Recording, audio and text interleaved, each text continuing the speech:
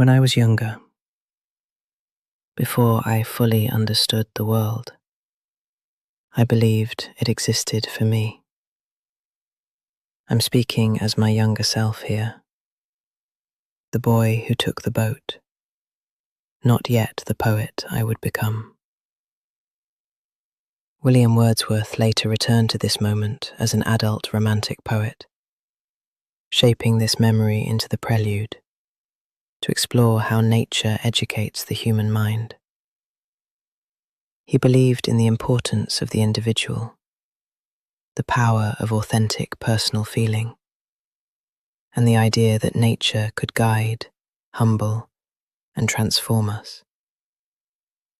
He was writing at a time of rapid industrialization, when machines and cities were growing, and people were beginning to believe they had power over the natural world.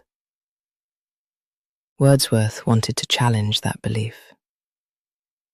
This poem is autobiographical, but it is told through the eyes of youth and shaped by the understanding of adulthood. It captures the moment when I first realized something terrifying and humbling, that in the face of nature, human beings are small, temporary, and ultimately insignificant. In the Prelude, Wordsworth explores three key ideas: humanity's insignificance in the face of nature, the arrogance and ignorance of youth, and how imagination and fear can educate the human mind. Nature is not just a backdrop here, it is a teacher. The poem begins with confidence. I move freely. I take the boat. I feel in control. But then, everything changes. There is a volta when the landscape shifts and my mindset collapses with it.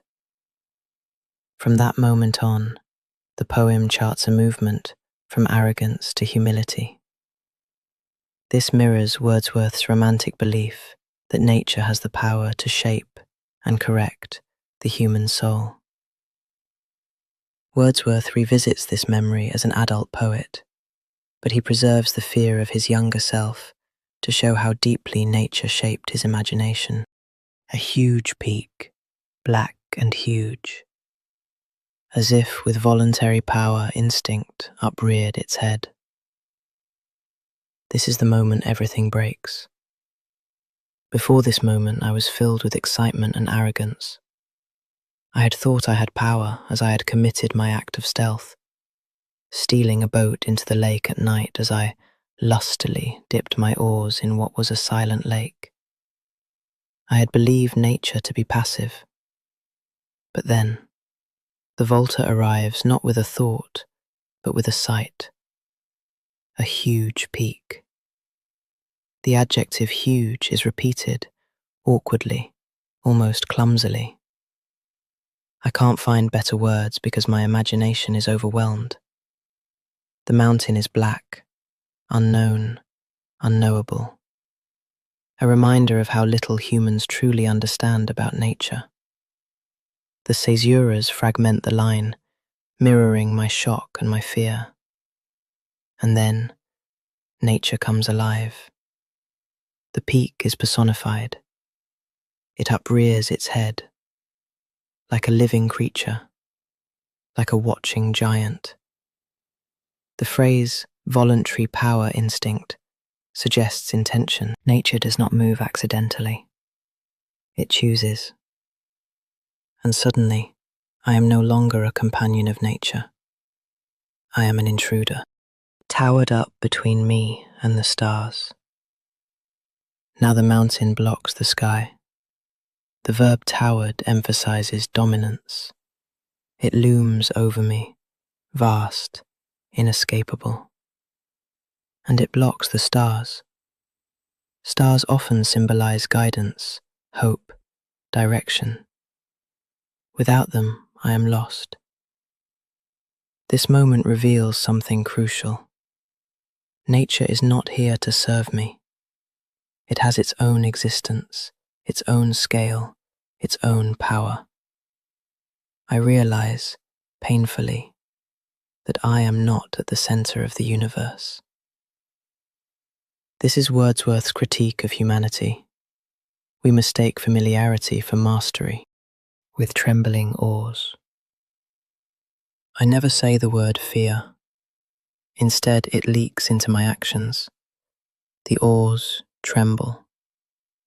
Of course, it isn't the oars that are afraid. It's me. This is personification, but it's also avoidance. A childish refusal to admit how shaken I am.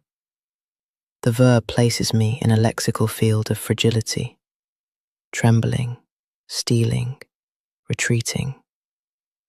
I flee. Not because nature attacks, but because it doesn't need to. Its presence alone is enough. This moment teaches me something terrifying. The power of nature exists whether we acknowledge it or not. And my imagination, my mind, is powerful enough to haunt me long after the moment ends. For a grade 9 response, remember. The Prelude shows man's insignificance. It exposes human arrogance, especially in youth. And it presents nature as a moral force that educates through fear and imagination. Wordsworth believed nature could save us, but only if we respected its power. To deepen your understanding, watch the full poem analysis videos for the rest of the Power and Conflict anthology, right here on GCSE LitVerse, where characters teach you literature.